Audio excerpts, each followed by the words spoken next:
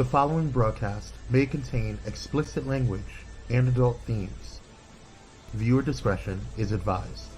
The opinions expressed in this broadcast are those of the hosts, talent, and guests, and do not reflect the opinions, views, and standards of Pyromedia Enterprises, affiliates, subsidiaries, or its members.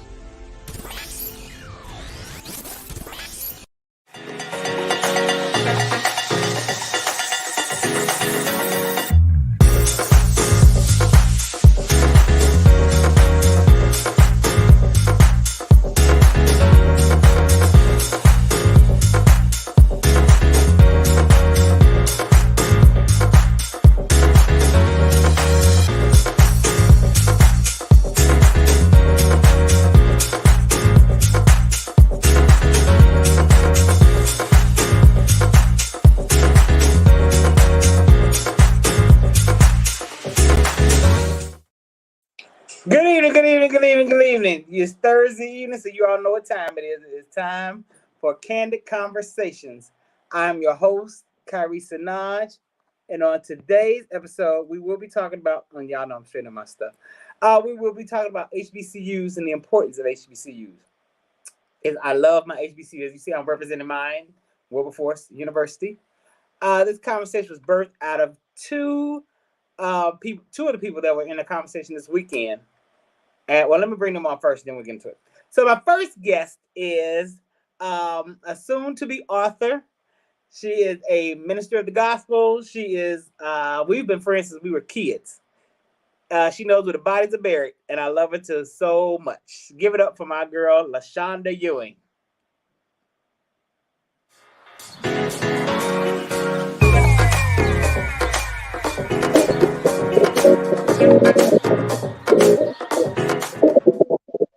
Hello, everybody. Hi. Oh, yes, you've all seen her. She's been here before. We did a show on self-love. Yes. And they loved you there. And my next guest is a friend of ours. We schooled together, Vicki Brentere. This is a businesswoman. She is a spiritual woman. She is everything and all that. Give it up for Vicki Brentere.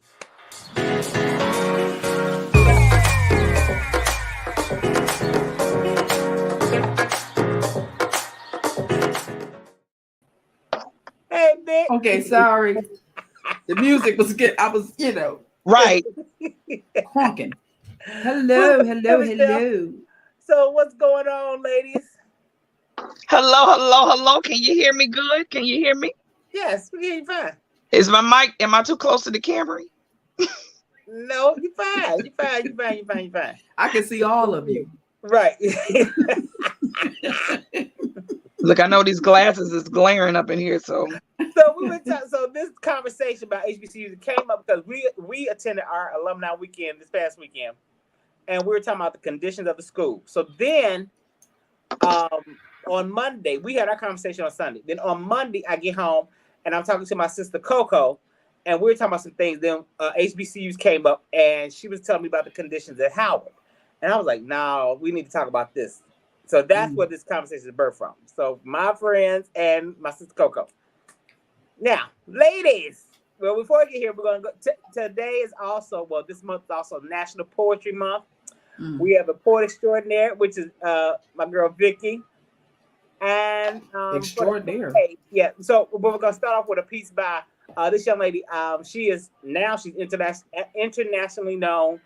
I've shared the stage with her, and this is one of my little nieces. Her name is K-Love the Poet. The Kwame Show K-Love.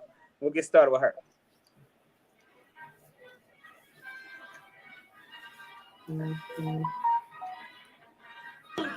Your circle don't fit your goals. You got friends just as envious as your foes. Deep down in your soul, you already know you can't stay where you are. You've been pleading with God. Every morning you get up and get dressed, you know in your spirit you too genius for that job. Too much of a creative dreamer to be put inside a box. But if you keep doing what you've always done, you're going to keep getting what you've always got. Preach. You letting them habits hold you. You think you owe something to the old you. Meanwhile, you got businesses brewing in your belly. You got gifts growing in your gut. You got talent on the tip of your tongue, tired of being hushed, potential untouched. If you would just jump, your husband or wife is waiting on the other side of your goodbye. Your brand new life is hiding right behind that thing that you won't try. You got generational curses to break, but you in the worst kind of fight is you versus your faith. And they say you miss 100% of the shots you don't take. So why not get drunk with your dreams? Don't you know there's no such thing as safe? And your self-esteem can't wait. And neither can your mama. Imagine the honor would be for her to see you doing what she never had the courage to. Imagine how your daddy would feel vicariously living through you. Imagine you being everything that your granny always prayed for. Imagine you changing your whole family's course by simply stepping into what you were made for. Preach, girl. Only you can do it, King. Only you can do it, Queen. I want you to get this word deep down in your spirit. Isaiah 43:19. Behold, I will do a new thing. Yes. Do something new. Yes. That is one of my little nieces, Kay Love. Yes, Auntie. Yes. That's good stuff. Kay the business. So now we're gonna have a piece written by our very own Miss Vicky Brent Teray, who also does teaches spoken word to the babies. I love doing that. She had me come in for her she taught class. She's in Atlanta, and I did it on Zoom or Skype, whatever it was. I had a ball with those kids. That was fun, and they talked about that for a long time too. Yeah, I love. They did it. Keeks, what's going on? Tracy, hey Tracy. Hey, Trace. Tracy left. Tracy left. By the time Tracy left, I was 10 toes up asleep. She left early. You were playing. Let me know when you're ready. Oh, go ahead, ma'am. You ready? You already ready? Yes, ma'am. Okay, so you said poet extraordinaire. I don't know about if I'm a poet extraordinaire. I can write poetry, right? And I do have, I do a lot of things, but one of the things that I can do, and I do pretty well, is I write poetry. So I did write a book of poetry, and I'll share the title when I'm finished, so that anyone who wants to purchase it, it is available on Amazon.com. It's available in my trunk. It's available on Barnes and Noble. Nice. In a few other places. But I think that what I want to share is, well, you all tell me. I'm going to give you two choices. One is called Blacktopia. And one is called Niggas. Do the second one. Right. Niggas. Yeah. Yes, go for it. He said, come forth. Come forth. Okay, so this one is called Niggas. I keep running into niggas that look like brothers. Brothers, please identify yourselves.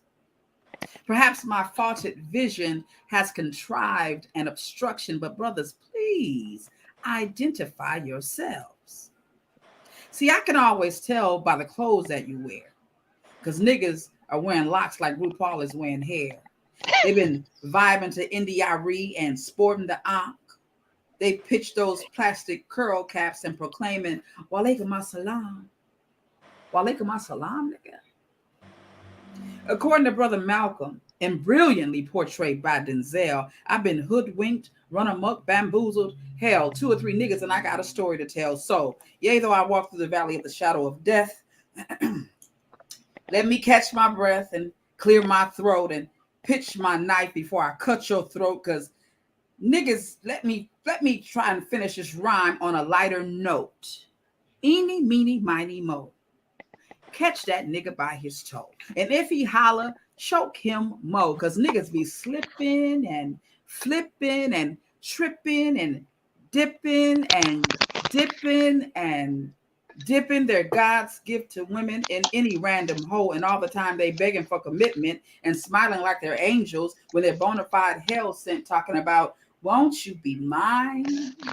Won't you be mine? Please won't you be my lover of a million nights, keeper of 1,000 dreams, my ray of hope in the most dismal scenes. Shit. Butter from that nigga's tongue had me tripping like one of Solomon's fiends. So in this event that our paths might cross, I humbly implore all imposters and all niggas to please quietly pass your ass quietly on the left. Because if I run into another nigga, spitting that game with finesse and rigor, I'm gonna be forced to pull this trigger and have that nigga stuttering like Tigger if I run into another nigga. That's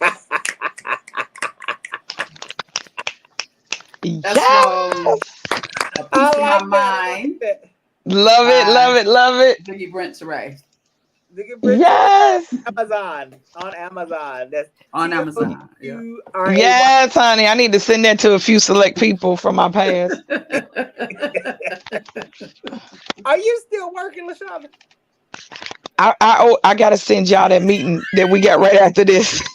I'm like, sorry. Let me go on mute for a second. You are so busted. Right. I hear all this time. Like, what are you doing? That is hilarious. That is hilarious. Too hilarious. But now, I need LaShonda in the conversation because now we're going to get into the HBCU. The reason why we're here, girl. So, Vicky, let me ask you. We came in together. You and I came in together at the same time, August of 1988. Yeah. And what made you choose the HBCU? What made me choose a HBCU, Eric, was actually a mentor teacher of mine. There was nobody in my family that was really like Afrocentric, you know, but I had a teacher who still lives here in the city of Pontiac or around the area. Her name is Lorene Phillips. Lorene Phillips was in 1988. Lorene Phillips came to school. She was the head of the language arts department. And this is what I remember about her, that she was such an individual. Lorene Phillips came to school every day with with an afro about this big and bell bottoms every single day. And this is 88. So, you know, that time is up and over. But it was so much a part of her life. It was not up and over, right? When you walked into her classroom, I remember that the moment she walked in the classroom, the classroom was plastered. The walls were plastered with people that looked like me. Right, they were artists, they were poets, they were activists, you know, that kind of thing. And in me connecting with her, you know, she allowed me to get up close to her, you know what I'm saying? And I realized that was her lifestyle. It wasn't just the clothes that she wore. It was a life that she lived. She was proud of being who she was. She was proud of being a Black woman, and she gave everything she had in that classroom to make sure that we were everything that we could possibly be.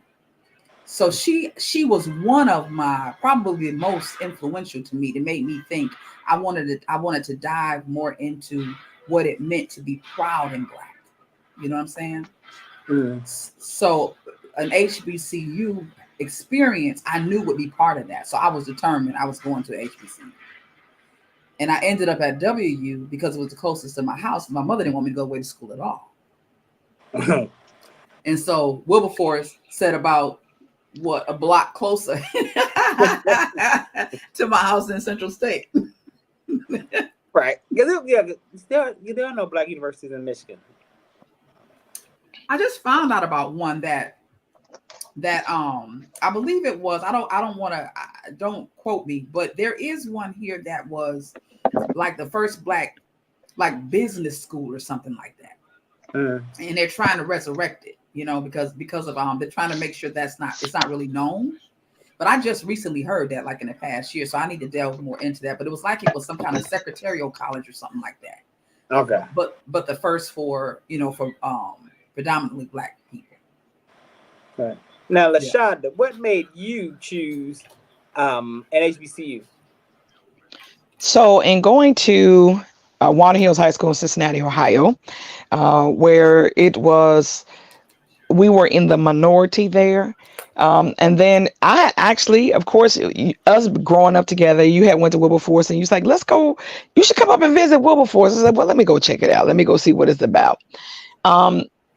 Being there to not be in competition. Let me say it that way, because I think sometimes people don't realize, yes, we are in competition because we want to excel and be the best, but that being not having to worry about my blackness, my boldness, my Afrocentricity, or just being able to be connected to like-minded folk. It was amazing. I really put my heart and soul in believing that going to an HBCU was going to be going to family. And that's what I got out of Wilberforce day one. Even during the visit, days it was small enough, it was close enough to home, to my mother. All those things just worked out in my favor. But the one most important thing was I wanted to go somewhere where I could be pushed for the content of my mind, and not necessarily have to defend the color of my skin every single day of my life. Right. Now I went because, well, started in 6th grade. I started going to a black school. I went to Rockdale. And my teacher I had, Mr. Gaston. Mr. Gaston taught us things that were not doing Curriculum. it didn't necessarily have to be Black History Month. He would just, teach us.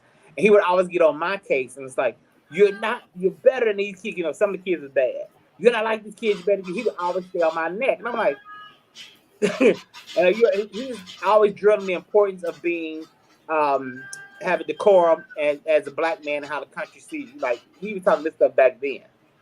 So then my mama, who went to Central State, she was talking to me about Central State. And I was like, So I visited, and I was like, okay. But her best friend, who's AME, was talking about Wilberforce. I said, well, let me check them out. So I checked out Wilberforce. I said, okay. For some odd reason, I don't know. I just like this. I like the atmosphere better. Mm-hmm. And then I got there. And as you said, you make not friends, but become family. Well, you and I are already family, but in like family, now we have Vicky and Tracy, Mona, DJ. It's a bunch of us that are Sudan, that are family, Jada, that are family. Mm-hmm. Day one, right? Like we could. The one thing I loved about HBCU, and maybe not everybody can speak to it, it comes with the spirit. It literally comes with its own essence of camaraderie. It comes with its sense of empowerment from day one. I didn't feel like not just because I had you guys there, from Cincinnati, but just the standpoint of this was, I can never say it more than this was home. Yeah. This was an opportunity and a place to be able to flourish and focus on your education, because I don't have to worry about the foolishness of what, of having to, and not saying that we don't do it at HBCU. So let me not say it that way, but everybody that, if you go to a PWI, there is certain atmosphere that we didn't have to deal with at an HBCU. Yeah. We just got to be more focused on education and connection. But I think in PWI, I think you're more so a number, like in the classroom. But whereas we got that if you needed the attention. Like Evelyn Blanche gave us, if you needed extra help with psychology. Lord Jesus, too much attention. But okay. Her ass. But Miss Blanche, I a lot of people have a problem. I love Miss Blanche. I agree. She got on my damn nerves. But she was one of the best professors we had, no doubt about that. Absolutely. Like she would say, you remember we were talking about sleep one time. And I said, well, I need my 8, but and put them glasses up, Mr. Jones. You don't need 8 hours. You only need 4. I was like, maybe you need 4. You remember she said it's at the risk of being redundant. Yeah. She had 4 or 5 words that she would throw around on consistency. Yes, they were her consistent phrases. But what I loved about her is as many students as she had, because people would fight to get to her psychology class. Mm-hmm. But she knew everyone individually. Mm-hmm. And I don't believe you get that at a PWI. She knew each student. I mean personally. But I also think is our size, because with that as well, right? Yeah. The size of Wilberforce. That's the other reason why I loved it. It was big enough yet small enough to be able to have family. Mm-hmm. Right. Mm-hmm. And then we would, now even in like family, we would have our disagreements. But Oh when it yes. came time to join together, you saw Mm-hmm.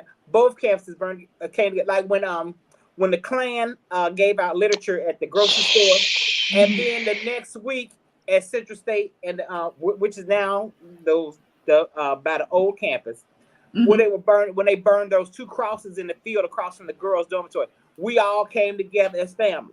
Yeah. Absolutely. I love that feeling. I And think that's something that's missing in our society today. But I know we're talking about HBCU, but it's like we knew once you went to the HBCU and had that experience, you carried a mantle for history and Black history and the Black culture. Absolutely. yes, Yeah, absolutely. I agree with that. Absolutely. I agree. And that's what I Um, tell people I'll tell that story when people I fell asleep and she dropped the book.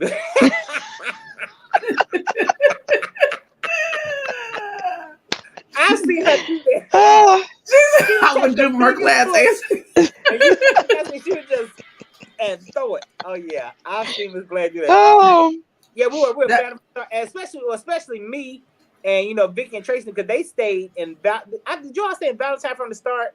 No, we were going to ask you. Ask you okay because I stayed in Valentine. Well, no, I stayed in Wright first, and then Valentine. And then after Valentine, I just remained in Valentine, which is the co-ed dorm. You know, they wouldn't let us go co-ed as freshmen. We had to stay. yeah, in yeah. girls. I was asked you as well freshman year. But Yeah. But you never moved to Valentine, Who? Shonda. Oh no, honey, I went straight to Timken. Sorry.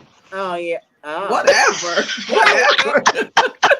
She over there with the Jeffersons. All right, moving on up. But now the purpose of this conversation because now Timken is what barbecue pits and Barbecue and baby. listen, but that goes back to what our concern and our thought. And I mean, even from that meeting we had, just the love that has been reinvigorated in us for our university because of what we saw, which some people just don't have that opportunity, nor do they take that opportunity to go back and reinvest with our time, our effort, and our money, right? Yeah. So you're absolutely right. I mean, I would think when I went back and I was like, Timken? Right. I kind of said, when we pulled us there, what the hell is Timken? Yeah. Then we drove around.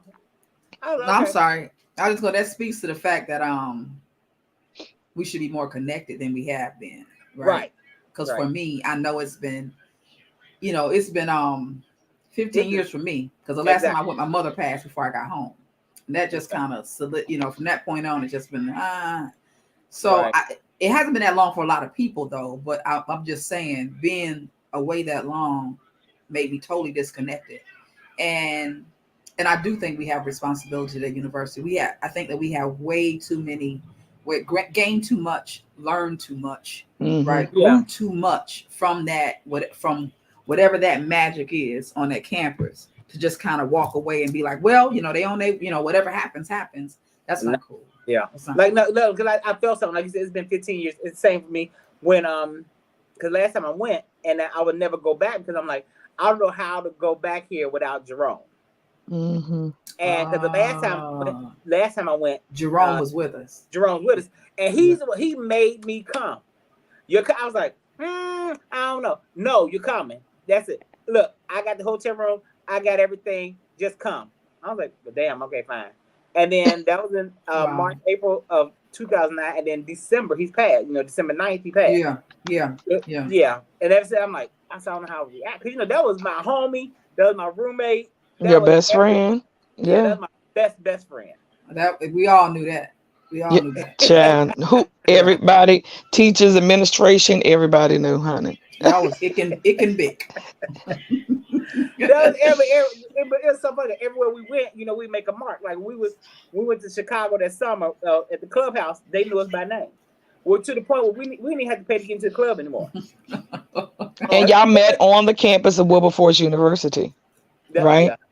I mean, but that's what I'm saying.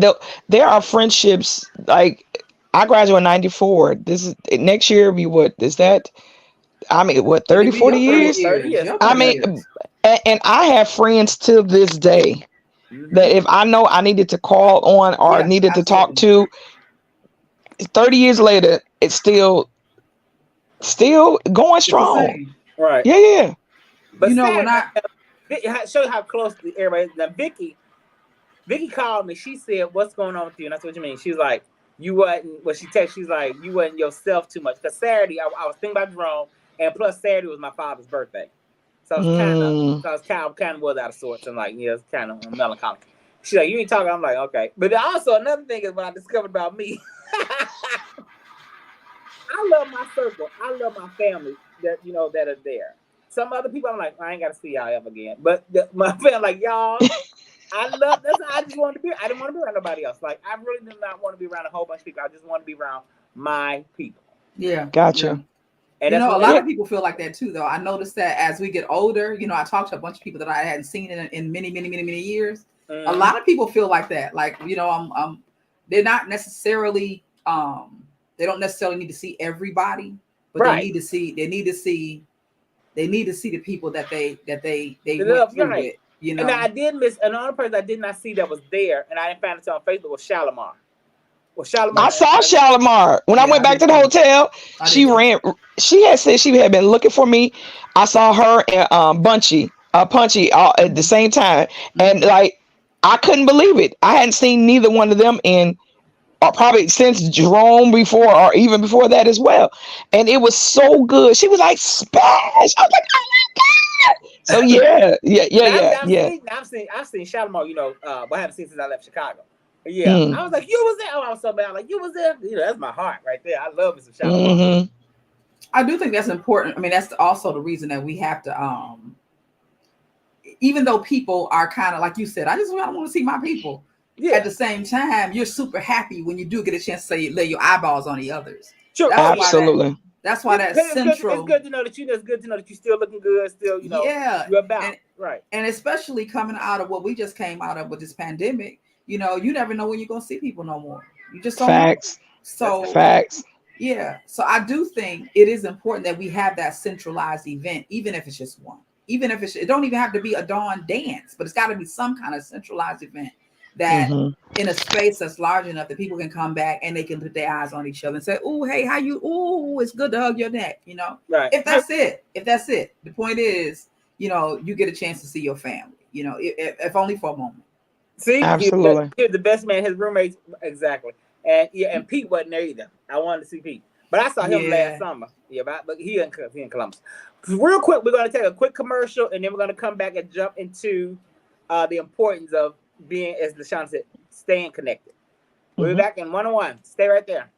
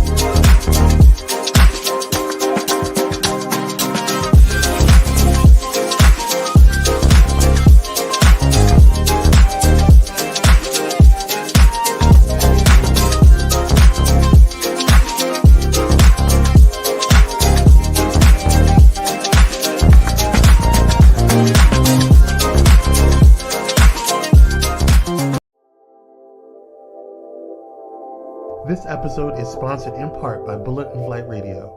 Get ready to uplift your spirit with Bullet and Flight Radio, the world's leading progressive Christian radio station. Experience the vibrant fusion of gospel house music and a rich medley of inspiration from all musical genres that'll make your heart soar. Join their extraordinary lineup of today's trailblazers, visionaries, and voices that matter, all sharing their stories and wisdom.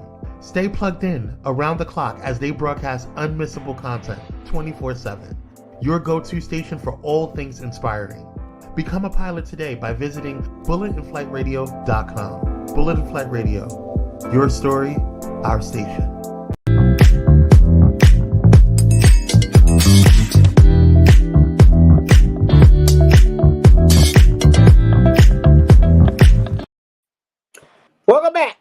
are back.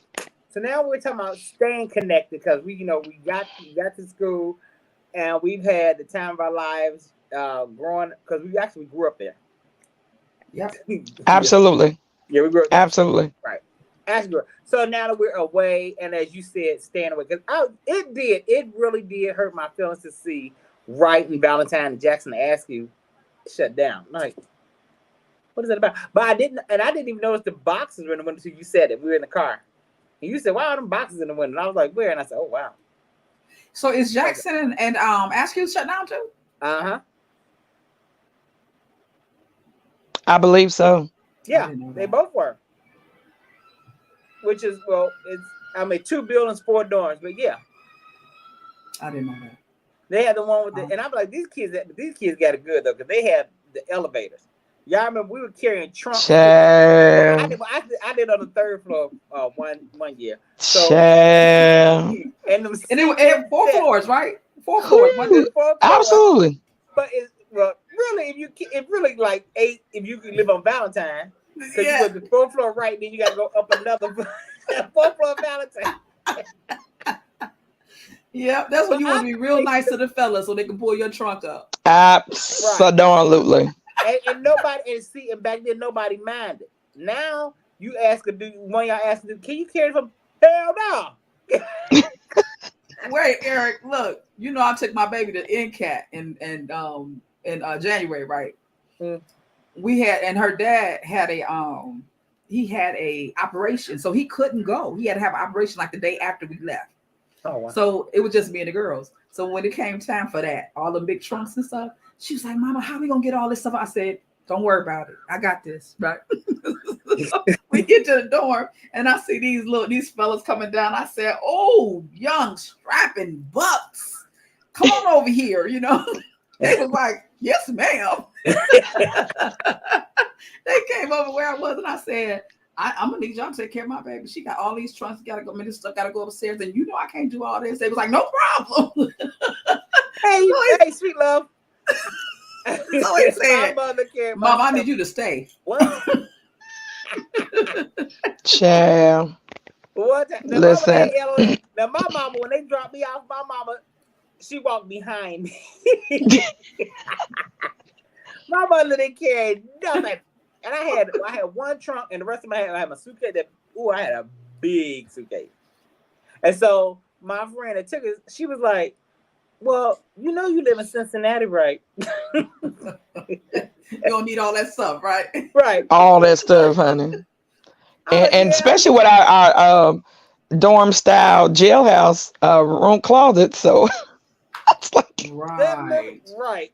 And then we got there. She said, "What are you gonna put on it?" Because my mother had bought me pop, had my refrigerator, all this detergent, my CD player. Yeah, like you would never come home. But that's the funny thing. And then, like I said, become family. I was home with other people.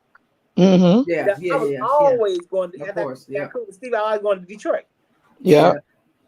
My first roommate was from Detroit, and I went home with her several times to see things. I mean, my sorority sisters, Cleveland. Just freshman year, I think I almost went to Mississippi one time because one of the girls on my floor, she was from Mississippi. So it was just, and it wasn't like it was an inconvenience. It was like, "Oh, we family. Come on, come see where I live at. Come see what I do. Come, can you come? Oh, I might not be able to go home for Christmas or Thanksgiving. Come on down, honey. Right. You are welcome." Sudan came home one spring break. She stayed the whole week. Mm-hmm. She can go home with her. Yeah, absolutely. And that's how her and my mother got tight. Samia, you remember Samia, Vicky? Samia. That name sounds familiar. What was his last name? Perkins. She was from Georgia. She was from Savannah, Georgia. No. And when she played Zeta, she was the only one on the line. Nobody else. Yes. That was my heart right there. I have not talked to her in years. Yeah. I was gonna ask you that. Had you talked to her? Wow. Not lately. Wow. Why Sudan didn't come back? She didn't plan on some craziness. Oh Lord. you know how she get. So I like going to other cities. Yeah. It was. I remember the first time we drove down to freshman year.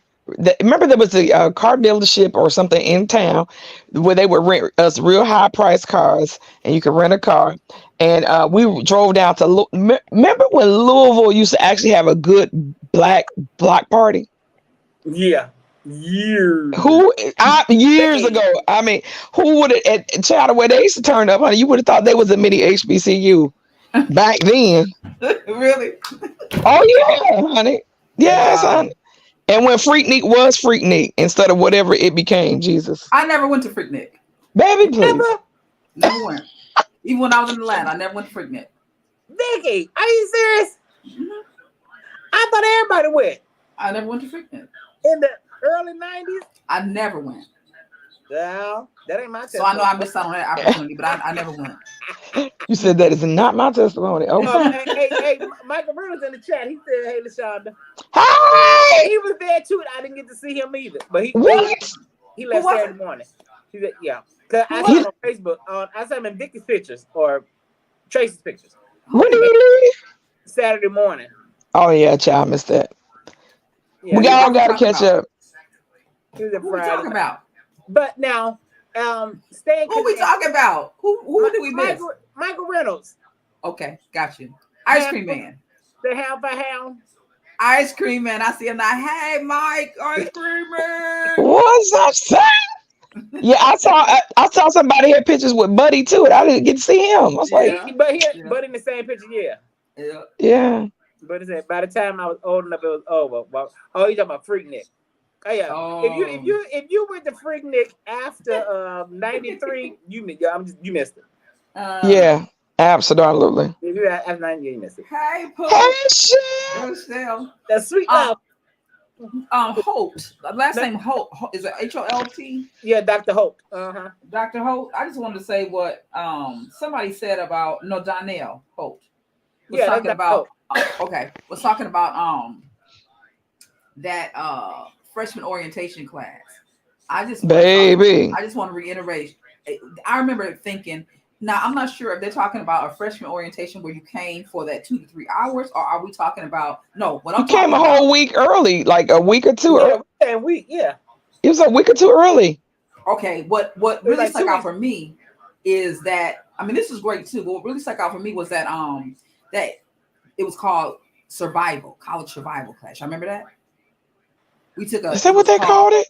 Freshman survival or college survival, whatever. And I had I can't think of his name. I don't think he was a professor. He was a doctor. He was a dark-skinned guy, kind of tall, middle-aged, good-looking guy. Very he was I bet Tracy remembered his name. He was very particular about the way he dressed. He wore a suit almost every day. But we had Daryl Peel. Say his name? Daryl Peel? Nope. Wasn't Peel. Maybe it'll come to me. But what I remember Webster? Oh God. I think that was it. He's a good-looking man. Weber. No. Weber. Oh God. It seemed like it started with a W. I think it was Weber. I can't think of what his first name was. Webster. I know it's learning to learn right. Learning to learn. Huh? They said it's called learning to learn. And what was like the name? It might have been learning to learn. It might have been learning to learn. Learn to learn. It was Webster. I can't think of his first name, but I know exactly what you're talking about. We came, like you said, we came like a week and a half early before everybody else. And then also, what I like, they assigned us big brothers and big sisters. I had a big sister. My big sister's name was Rochelle. That was bullshit for me. That nigga wanted some ass, period. And got mad because I ain't give him one. I was like, so I'm an orphan now? You know? It was like big brother. Fresh meat, honey. Fresh meat. Right. Fresh meat. I can't even think his name right now. He was somebody that was from, I'm gonna say he's from Detroit. He didn't care. He wanted some ass. I was like, no, we're not doing that. That nigga kicked me to the curb so fast. my cousin Mike went after me. I remember Mike was like, wait a minute, you're gonna have to chill out, you know. But he still didn't want nothing else to do with me. He's like, So I was siblingless. It was like my girl Rochelle. She was from New York, and she had a friend named Tanya. I can't remember Tanya last time. It was real short, and she had breasts. I know exactly who you talking. No, I'm thinking about Kelly. You remember Kelly? No, her breasts was bigger than Kelly's. This girl looked like she was hiding 2 midgets underneath her shirt. How's that even possible? Listen, it was. And she was Because Kelly is. She was like 4. Or we getting off track. Okay. Yeah, she's like 4'11". But I love that how they assign you big brother, big yes. to show you around here and teach you how to survive. That would have been a great name for it. Yes. Unless you have to survive them. You've been away from home, and that's why I always tell these kids now, go away to college. It teaches you independence. Yeah. It teaches you not to be leaning on your people so much. Yeah. Right. And it will take away some of the fear and anxiety that they have. You actually, a lot of what we had to do, and for some people, realistically, it was an opportunity to conquer fear. It was an opportunity to really see if you, realistically, go away to figure out if you can stay away. Mm-hmm. Now, my roommate, my freshman roommate, that was a sad case. He was from Chicago, and he would just stay in the bed. He was so homesick to find that he just left, which I was glad because I got the room to myself. But he wouldn't bathe. We got into it so bad because he wouldn't bathe. You know how I am about that. He wouldn't bathe. He was homesick. He would cry. I miss Chicago. And I was like, Chicago? I said, Chicago probably ain't all that. You up here, which I didn't know it is, but whatever. Who would have thought it? Right. So you had people who were homesick, and some people did not come back for that reason.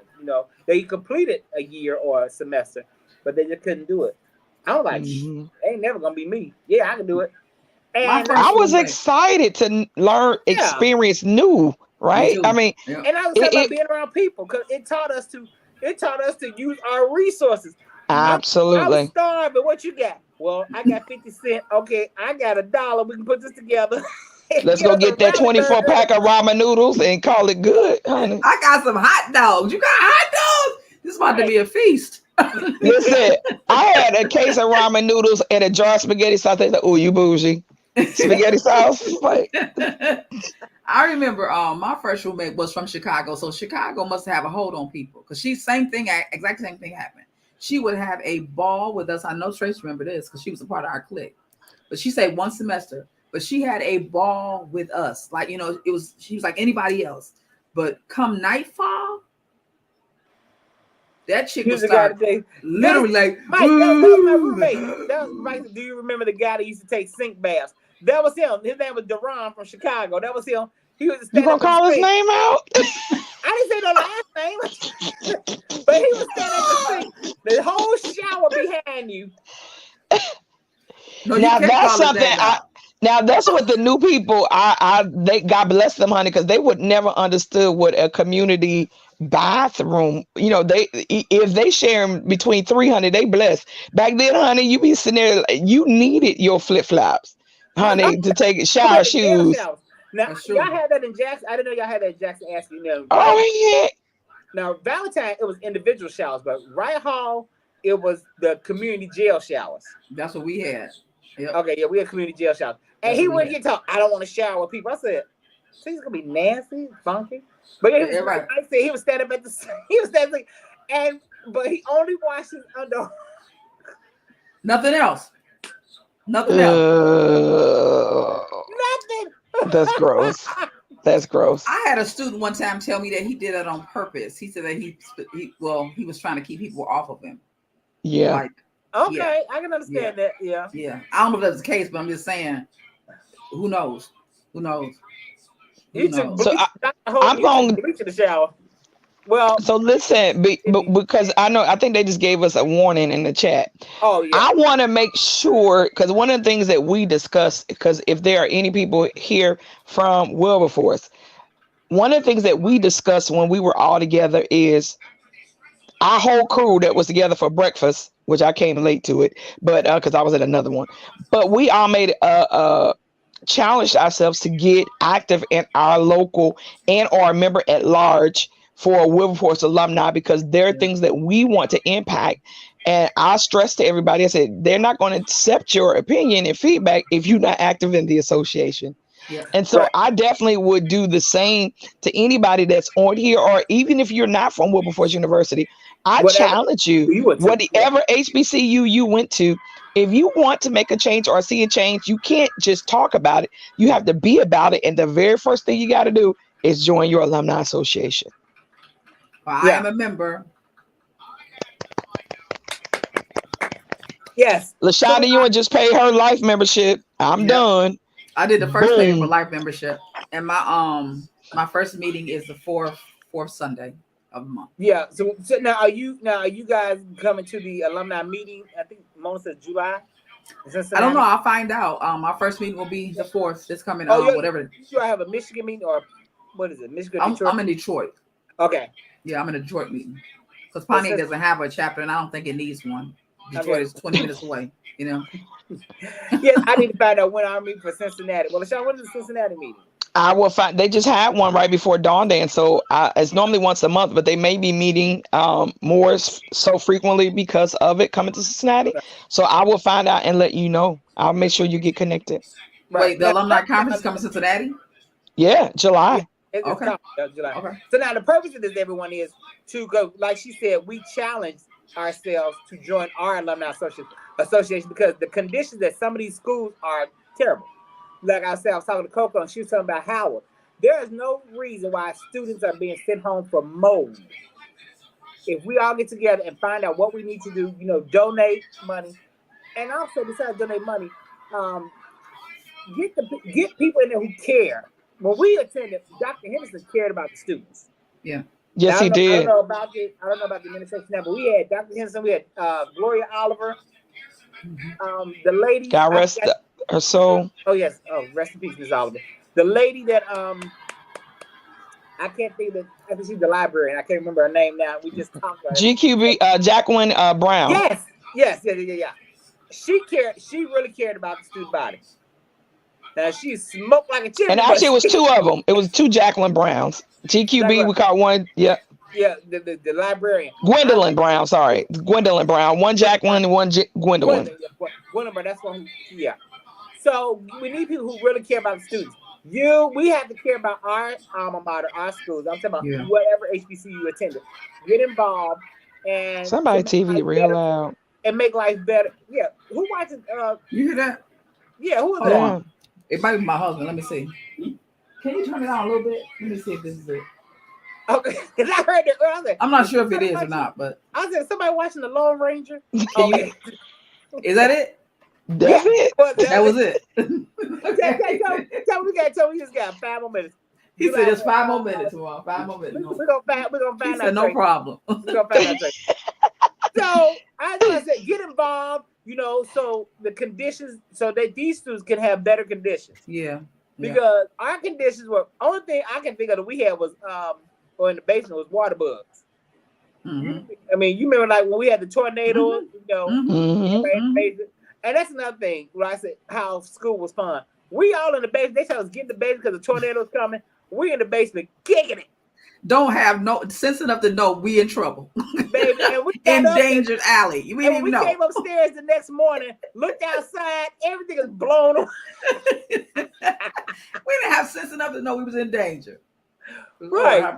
But that's also the other reason why we got to get those dorms back up and running because they were safe. Yeah. Yeah, that was the safety dorm. And these flim flam dorms they got now. Yeah. I'm like, child, that'll blow in the tornado. But that part. But Askew Jackson and Wright and Valentine. Yeah, those are strong. But yeah, get involved in your schools, in your alma mater. Donate. Join the alumni association. Go to attend meetings. Give your suggestions. Because I know my audience here at the Kai Club, all of you all are intelligent people. So give your suggestions, your money, your time. Because we're talking about giving time to also going up to our school and maybe cleaning up one weekend. Because it was funny because we had a conversation amongst ourselves, but then when we went on our alumni page on Facebook, everybody was having the same conversation. Wow. Okay. And just somebody asked the question real quick though, just so I don't forget. July 27th through the 30th in Cincinnati is the 2023 conference in Cincinnati. July 27th to the 30th. Okay, let me put it on my Tracy book. said those back- dorms are filled with asbestos. Yeah, we got to get it cleaned up. We got to get it cleaned up, Trace. That's what we're doing. Can I add one thing, Kire? I was thinking, for those who might be watching who are not HBCU graduates, you can still donate. You can still become involved. Absolutely. Wilberforce needs your coin. Absolutely. And if it's, I just wanted to say that if you believe in what the HBCU does for our community, then then give of your time or your talents. So I was thinking, I don't have a lot of money to give Wilberforce right now. I mean, I really don't want to say that. Let me not say that. But the point is, I need to see more of in my hand, right? However, what I do have is I have a lot of talent. I have a lot of gifts. I have a lot of abilities, and I can use them to create resources for the university. I like that. Right. So there's always a way, right. Yeah. If you have a rich auntie, uncle, or a corporation that needs a good tax write-off, we have the perfect university for you. Yep. Yep. Yes. And it is the first Black university in the United States. So when that doctor said, I think it was really important when he said that if Wilberforce University closes down, I really heard him when he said that. He said, if Wilberforce University closes down, there is going to be a domino effect. And that's where he stopped. But the point of it is, the point that he was making was Wilberforce University was the first Black university, first historically Black college or university. And if it closes down, then those who don't want us up will say, well, we might as well get rid of this one too. Or, that absolutely forever. Ain't no need to keeping that up and blah, blah, blah, blah, blah. And it'll be exactly like he said, a domino effect. Absolutely. Yeah, because absolutely. once they find, like if y'all don't want if you don't want the first, why would you want the others? Yeah. Right. And if they find a chink in the armor, it's over. When they closed Morris Brown, I'm like, I didn't intend it, but I felt that like, whoa. Yeah. And he called Wilberforce the mother because it was the first. He said, if the mother go down, the rest of them ain't got no, you ain't got no protection if mama go down. Now Mike said $10 every paycheck goes a long way. Absolutely. Yeah. $10, $20 just give. Yeah. And donations are tax deductible. Yes, I understood that. That's good. Yes. Yeah. What else? I joined all Dr. Hope. Dr. Hope be on it. He joined all three of his. He be on it. I'm talking about the other sink bather. I don't remember the other sink bather. The only one I knew was Deron. Yeah. He's like, I didn't say his last name, sir. Well, sir. I didn't. Yeah. But I would say too, and if you are on this line and you have children, sow into them why HBC living is good, especially in this climate where the world is going backwards times two. And so they need a safe place where they will be able to excel with grace, with honor, with dignity, with culture, with the education that they're lacking, because at a HBCU, you're going to learn about your culture. So this is a perfect opportunity to allow your student, your child, your niece, your nephew to be able to go to a HBCU. Wilberforce is small enough that they will be able to accommodate them and give them that hands-on support they may need. But the world is going backwards. I want to say it a different way, but I'm going to say it that way for right now. And so there needs to be a safe place where the credentials that they need to gain to be able to be out in this real world, they'll be able to get them unabashedly. All right. Now, with that said, before we get out of here, Vicki, tell everyone where they can find you. You can find me on www.vbteray.com. That is my website. On Facebook, you can find me at Vicki Brent Teray, Instagram VB Teray, and Twitter VB Teray. Yes, and Vicki has a line of wonderful products. My mother. Oh my God! My mother's loving this shea butter. I knew if I got her hooked, she would be hooked. I knew that. And LaShonda, where can everyone find? And everyone, where can they find you first, LaShonda? You can find me at www.mywisdomflows.com. Mywisdomflows.com. On Instagram and on Facebook also, My Wisdom Flows. So it's all the way consistent. My Wisdom Flows. That's where you'll be able to find me. And also. Amen again. Amen and amen again, like Michelle. My Wisdom Flows. And this coming Saturday, Kwame, flash that book up there. this coming Saturday, if you are in Cincinnati, Ohio, please come out to the Shauna's book signing. That's awesome. That's come out to awesome. the Shauna's book signing at 6201 Red Bank Road at the First Baptist Church of Kandid Heights. Starts at 1 p.m., right? That is correct, yes. Yes, it's going to be a day party. Come out. That's awesome. Some light refreshments. Enjoy this book. So, come out. She will sign your book. She will talk and laugh with you. As you see, she's crazy. So she'll talk and laugh with you. Take pictures Absolutely. with you. And come and get your book signed. The book is really good. Now, I'll have her back on, so we'll discuss the book then. But come out Saturday to the book signing. Anyway, I love you all. Subscribe to Kire.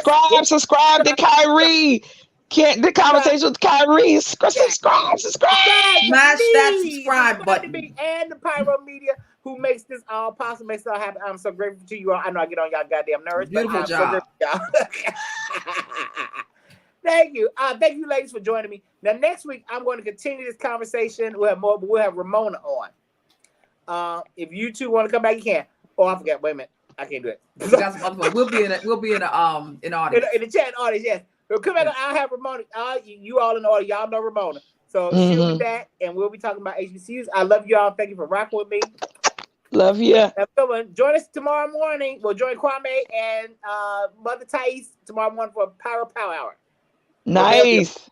Yes. Good night. Good night.